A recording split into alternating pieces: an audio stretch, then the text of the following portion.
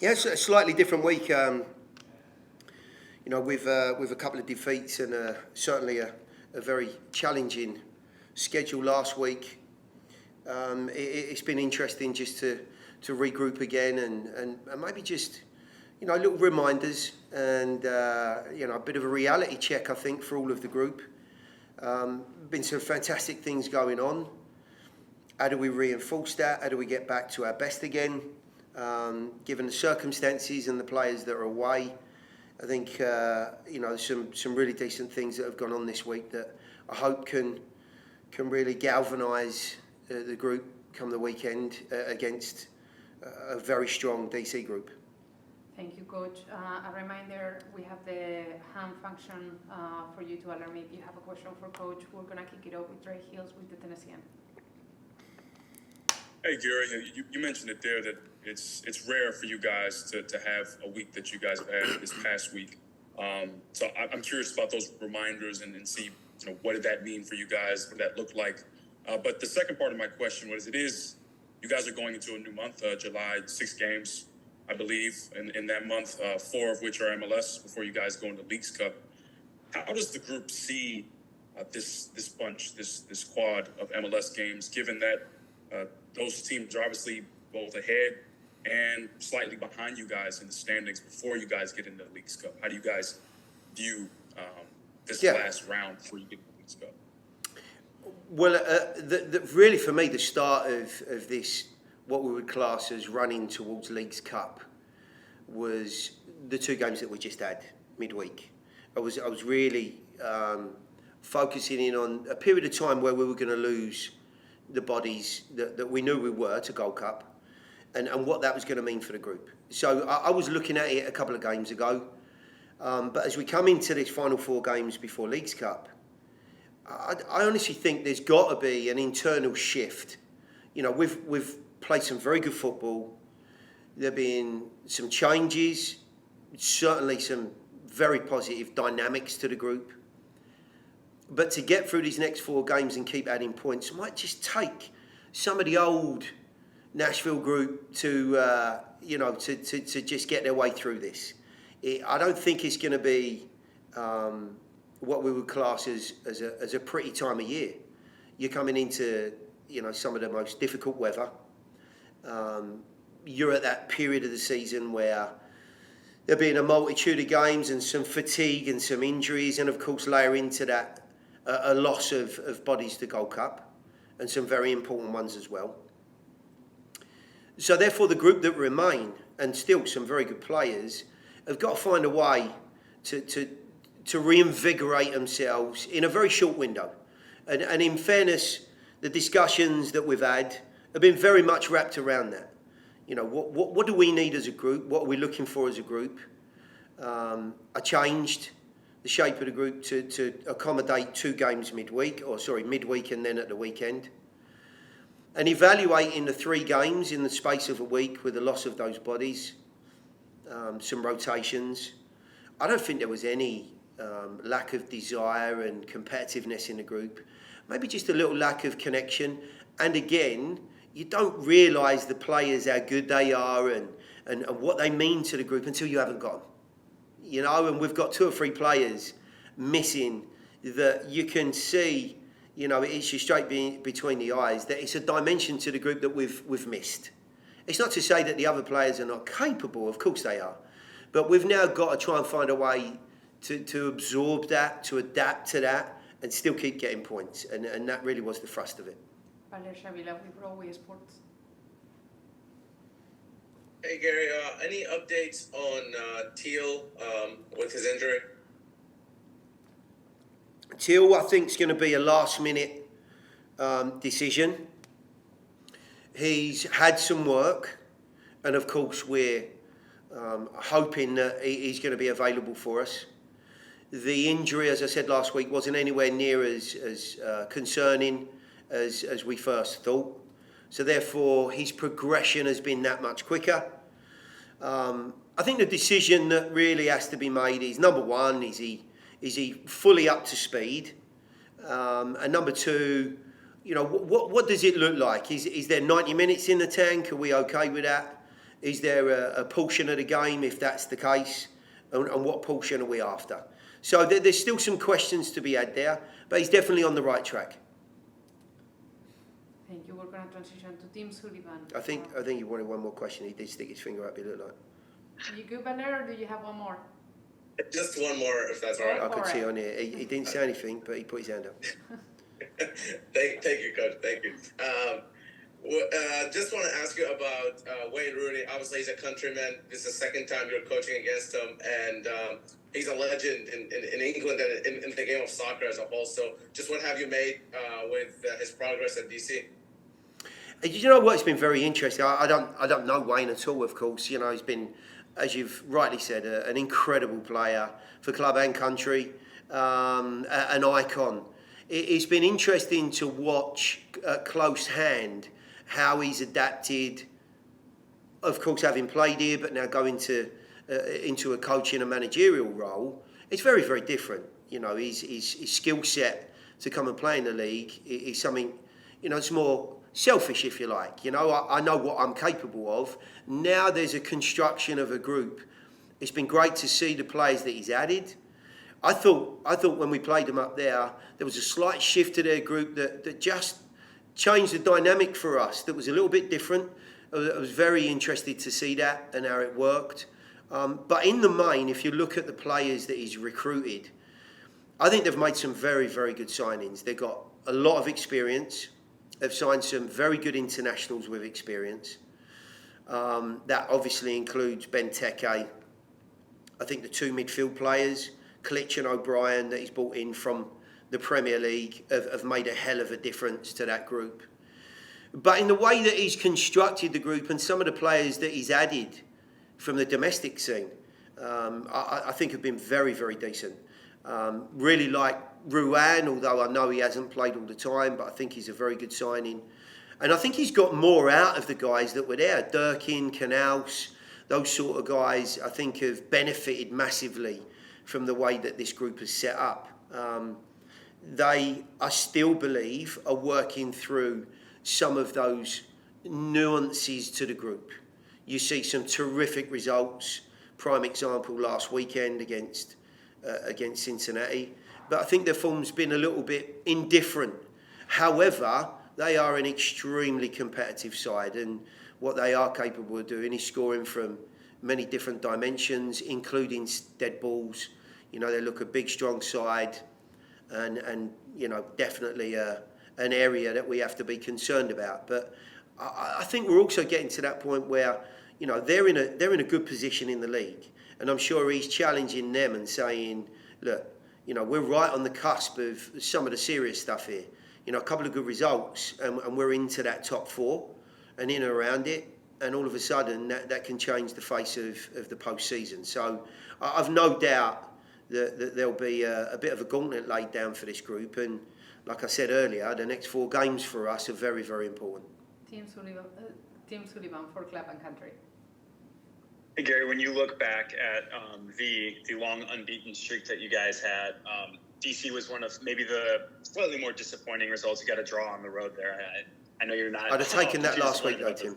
As disappointing as it was, I'd have taken it last week. Yeah. So, but anyway, so what do you recall about that game? What did you learn about DC that will be something that you guys, I guess, can kind of take a look at and say, okay, here's something that you know, we didn't realize about them before, maybe that we can kind of adapt to for Saturday evening. Well, I think there were some structural things that we saw. However, on the day, no Benteke, and Fontas came off with an injury early on. So we didn't see either of those guys in full flow, as it were. But structurally, I think the things that come out of it that stuck in my mind, a highly competitive group. They played with tremendous energy. The central areas of the field were truly as competitive as we've had. I think we could only really say that the Red Bull and St. Louis games would be up there with what that midfield's capable of without the ball. Great pressure, great energy. Very, very good construction to their group. They keep a high back line. They restrict spaces in those central midfield areas. I think they do a very, very good job of working as a unit.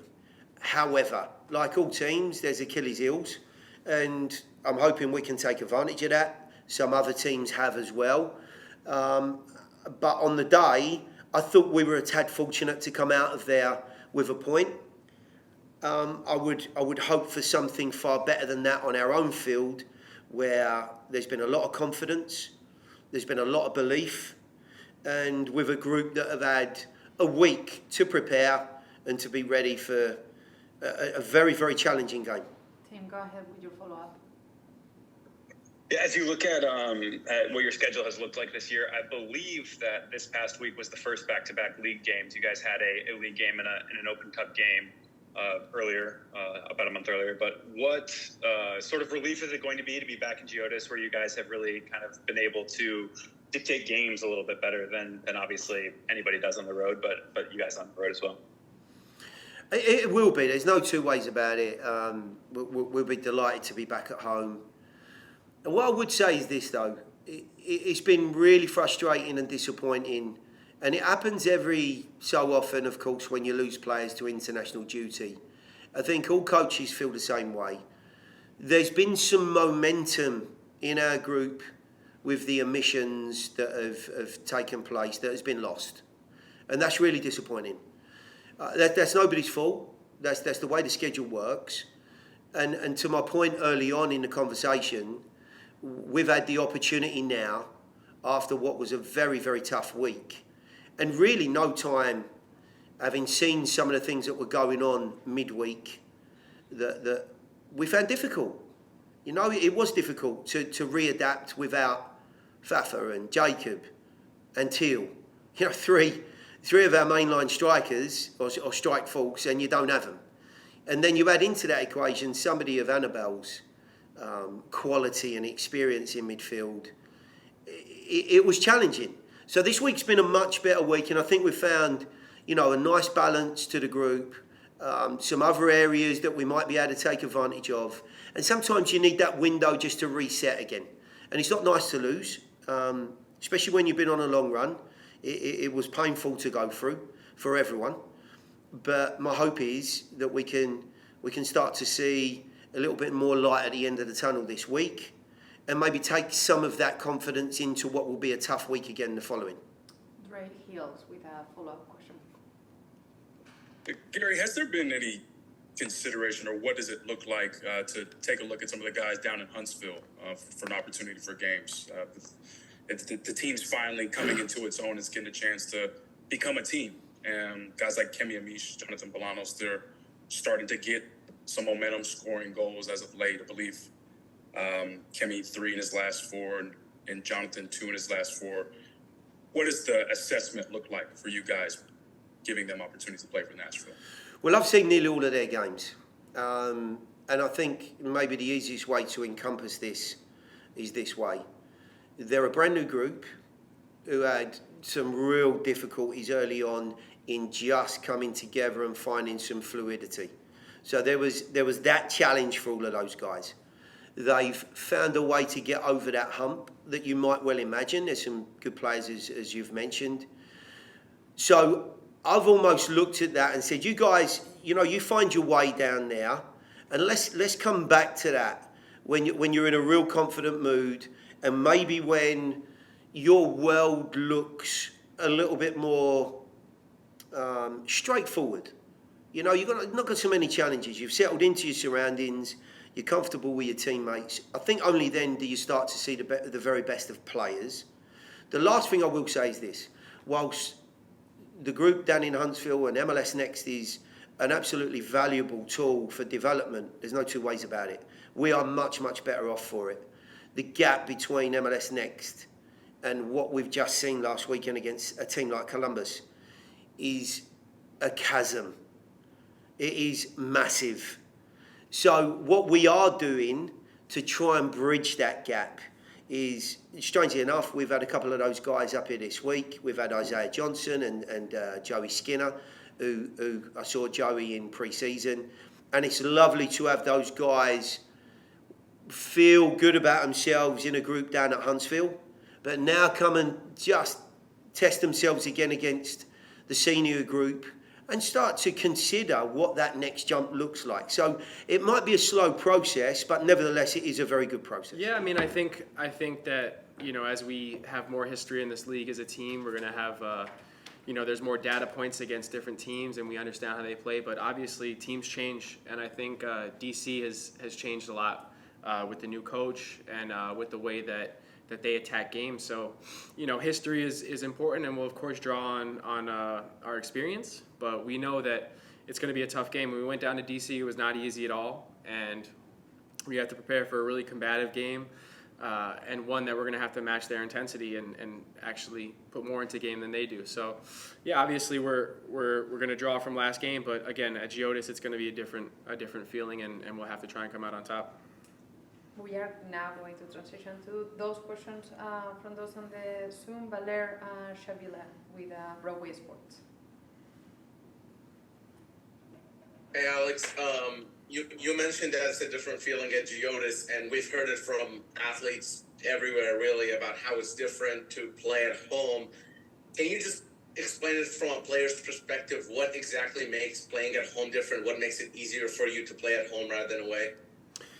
I think one of the main things is Geodis is a lot bigger. The field is much bigger than the DC stadium. I think I noticed it right away when we were in DC. You can hit a ball clean across the field in DC. So a team like them who likes to switch the ball a lot, that's going to help them a lot, because at any point they can completely change the point of attack. Geodis is a lot bigger, and I think that does affect the game in a lot of ways. It's going to be a little bit more about controlling possession, a little bit less about the second balls and going straight to goal. So I think that can hurt them. It can help us, but again, it's going to be mostly about who's going to compete harder, who's going to, you know, pick up the second balls, who's going to be able to basically, you know, play the game at their tempo and push the pace. So yeah, playing at home is always a different feeling than away, but I think, you know, regardless, you're going to have to play well to win. Valer, go ahead with your follow-up. Yeah, and in terms of the last couple of games, obviously they were both disappointing losses. You guys weren't able to score a goal or get a point out of either game. Has that experience taught you anything new? Gary Smith described it as a reality check of some sort, but have you as players learned something new about the group from that experience? Yeah, I mean, I think obviously when you lose 2 games in a row like that, it's difficult, but in a week that we had 3 games, we knew that we were going to have to count on a lot of different people. And I think that a lot of guys got really good experience and put in good performances. Although we weren't able to win, I think that even when we went behind early, we really were able to push the game, especially in the second half of both of those games. And I think we were unlucky in Montreal to not at least tie. And even in Columbus, I think we had some chances. And I think that although we didn't get what we wanted out of it, and although we had 2 losses, which is the first time we've lost in a while, we do see that we're a team that even when it gets difficult, we're able to push and at least have a chance in the game. And Columbus, obviously, with their second goal, that's a result of us pushing so high and trying to get a point. And I think that, you know, we'll live with that. And this week's going to be about bouncing back. But yeah, I think we have learned, and I don't think our belief in ourselves has changed at all. I think if anything, we're disappointed that we didn't get something out of 2 very difficult games, and that's a good sign. Tim Sullivan for Club and Country. Alex, you talked about the kind of different vibe of games, whether it's scrapping for second balls or getting in transition.